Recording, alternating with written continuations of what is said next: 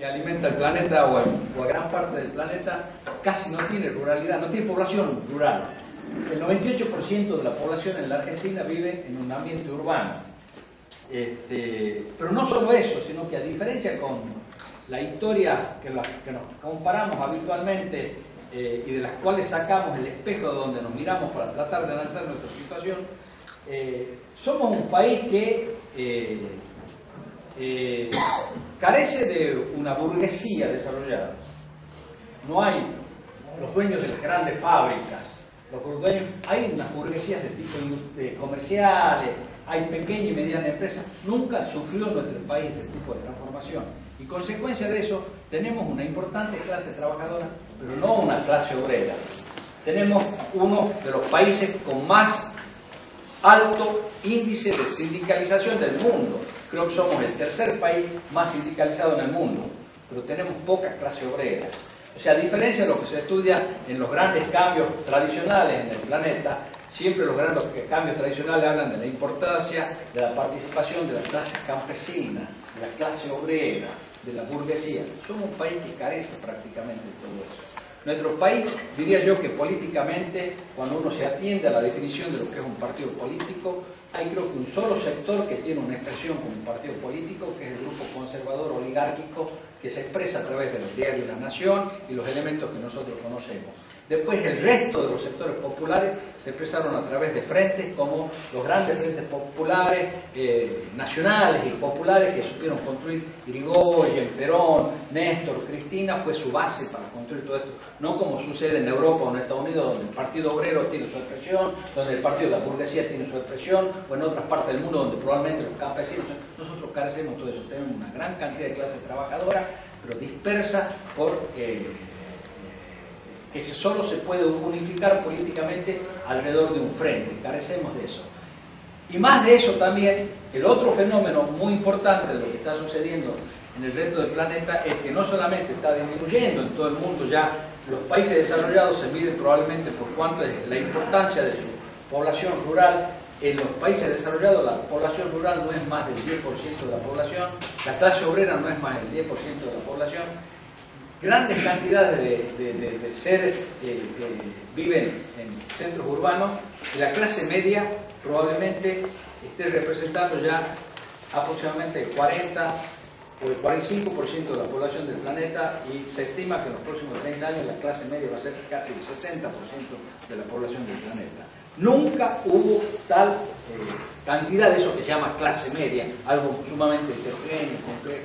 Bueno, todo eso está dentro de todos estos cambios que se han producido, los vivimos, no nos damos cuenta, pero la mayoría de nosotros ha vivido todo esto en los últimos 50, 60 años.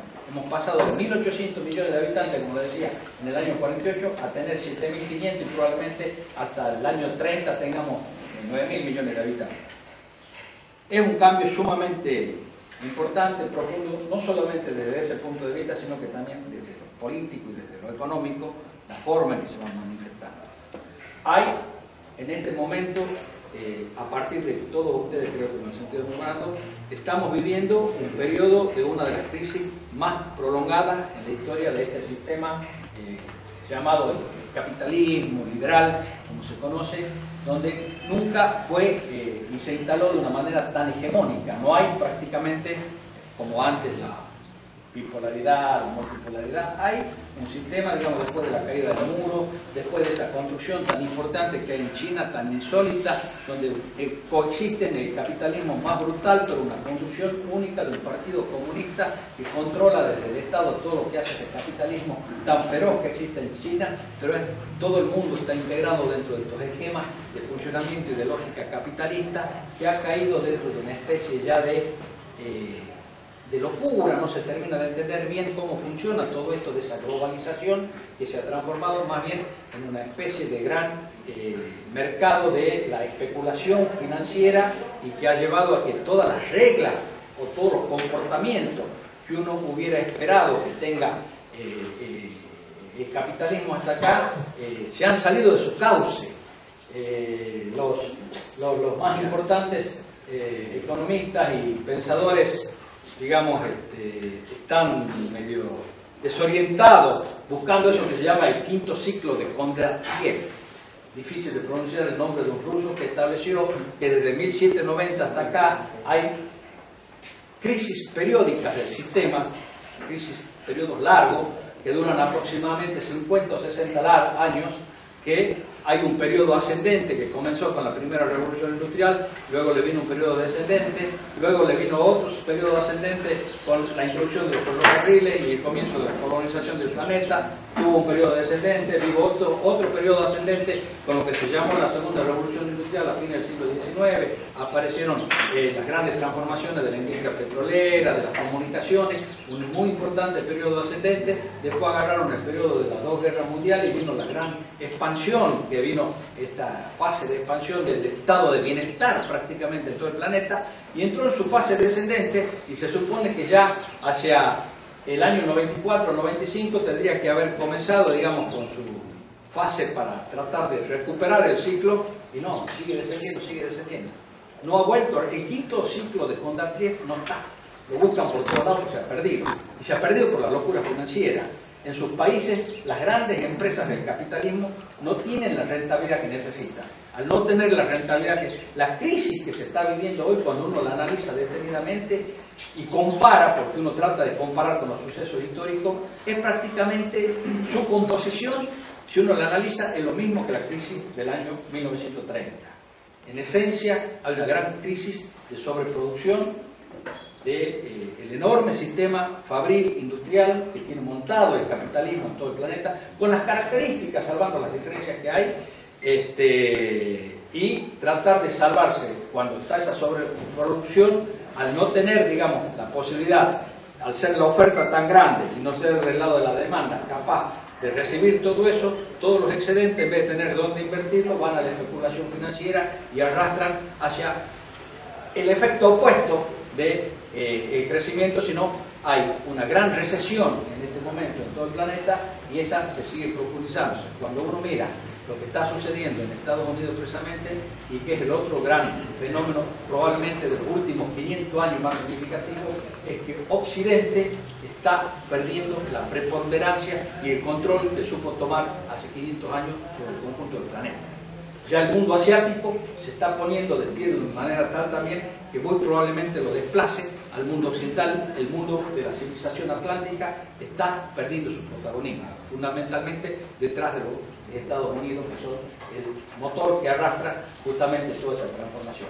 Todo ese fenómeno lo estamos viviendo, no sabemos dónde va a terminar. Los que la ven optimista creen que esto se va a recuperar y que la economía se va a volver a poner en marcha y que el crecimiento va a volver a florecer. Dentro de este esquema nosotros tenemos que pensar lo que nos sucede a nosotros. El esquema este de lo que nos está sucediendo en todo el planeta, qué nos sucede acá no solo en la Argentina y en América Latina. Luego de 15 años de que empezó este siglo, donde de repente, como si se hubiera abierto una puerta como esa y comenzó a entrar el aire fresco de lo nacional, de lo popular, del avance de las conquistas sociales y todo lo demás, ha comenzado un reflujo muy importante que lo estamos viviendo en todos los países que tenemos un paralelismo entre lo que nos sucede en todos los países de la América del Sur, que requieren que nos sentemos a reflexionar sobre todo esto. Requieren que nos sentemos a reflexionar no solamente sobre el hecho de que nos gane más la región, requieren que nos sentemos a reflexionar sobre cuál es la utilidad y cómo están funcionando ya todas estas instituciones que tenemos. Hoy con lo que está sucediendo en el planeta, casi diría yo de que es tal el grado y el desarrollo que consiguieron las grandes, esto que decía, comparemos lo que sucedió en la crisis del 30 con lo que está sucediendo ahora. La diferencia pasa fundamentalmente, si uno lo quiere ver, por esto que se llama la globalización, que implica, digamos, que hay la misma crisis con una enorme tecnología que se está aplicando para esto. Siempre se dijo que la tecnología y todo el desarrollo informático y todo permitió un gran desarrollo de la actividad financiera. Hoy la actividad financiera, las transacciones virtuales superan en una magnitud extraordinariamente grande a las transacciones reales. Las transacciones virtuales se hacen a una velocidad extraordinariamente grande. Y alguien dijo alguna vez que si uno tiene un sistema bien pensado, con un ábaco, uno lo puede hacer que funcione muy bien. Por supuesto, si el sistema está bien pensado y con una computadora, funciona mejor.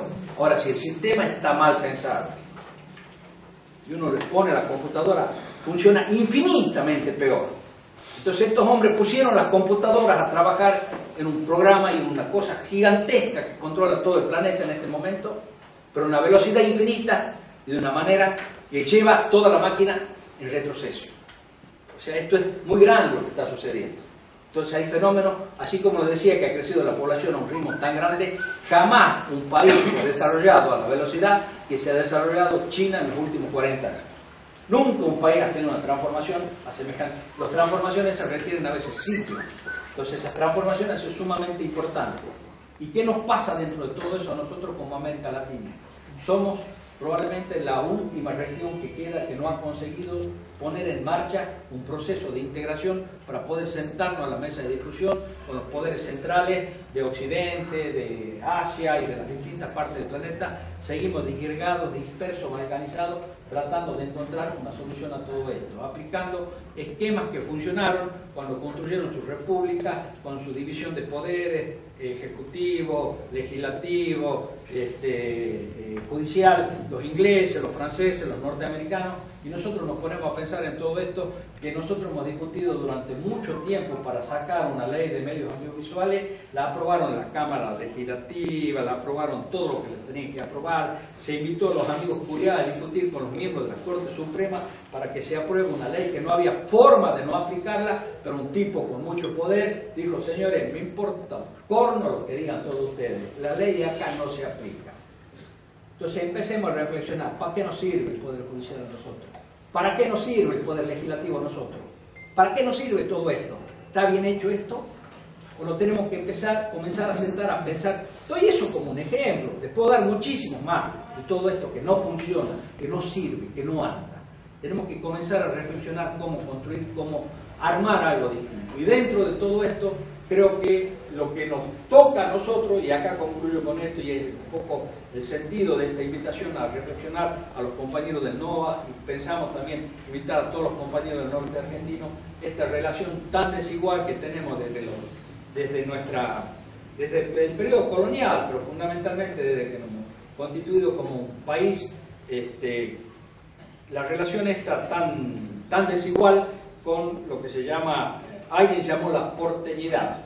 O sea, la Argentina en su conjunto le puede ir mal, le puede ir bien, pero lo que nunca le va mal es al sector hegemónico, político, que domina, que construye, que decide todos los destinos de lo que nos pasa en la Argentina. Esta es una invitación sobre todo a reflexionar sobre eso, cómo podemos también trabajar y ver dentro de todas estas construcciones democráticas, cómo hoy se utilizan las herramientas que tendrían que servir para la democrática, están como bastardeadas, no se utilizan para favorecer que la democracia funcione. Se acaba de demostrar cómo el voto universal en las elecciones que lo eligieron a Macri no sirven para construir un régimen, un gobierno democrático. Sirvió para imponer nuevamente un régimen favorable a los intereses del centralismo de la porteñidad. Entonces no garantiza el voto universal y secreto el triunfo de un proyecto democrático. Hacen falta más cosas, y lo más grave, digamos, que todo este tema de la división de la República, todo este tema de que manejen y controlen, sobre todo creo yo, por la importancia que tiene, o como uno de los elementos más importantes, toda esta construcción con redes digitales, el control de los medios de comunicación.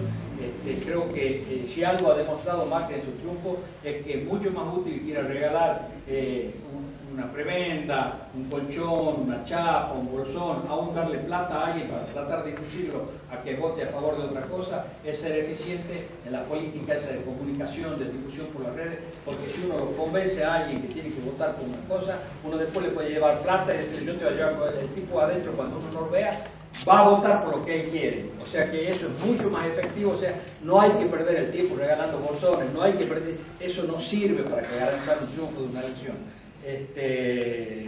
Y menos no solo ganar una elección, que no tendría que ser ese el objetivo, sino garantizar que haya un gobierno democrático que sea una democracia como lo dice su definición, el gobierno que gobierna en beneficio de la mayoría y no de unas minorías muy selectas, que es lo que nos está sucediendo. Eso no pasa acá. Todas nuestras instituciones creo que tendrían que estar en el debate, en la discusión, y ver además cómo podemos pensar en organizar una corriente de opinión y de pensamiento entre los pueblos del norte y del interior, como supieron hacerlo en el siglo XIX, para tratar de conformar algún tipo de frente político que sepa avanzar en la defensa de los intereses para ponerle un límite al avance que desde la época de la batalla de Pavón y del vitrismo no había tenido en la Argentina los grupos oligárquicos y conservadores que se han constituido ahora y que están instalados, bueno, no solo en la Argentina, sino que están instalados en el resto de los países de la América del Sur. Bien, dejo acá para cederle la palabra a los compañeros para que, bueno, escuchemos y reflexionemos sobre esto. Sigue el compañero Zuluaga.